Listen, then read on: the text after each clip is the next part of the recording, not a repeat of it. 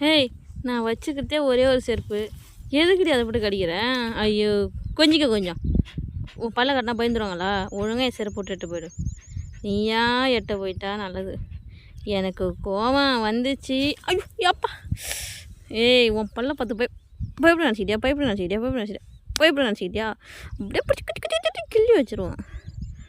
கடி கடி கடி கடி கடி கடி கடி கடி கடி கடி.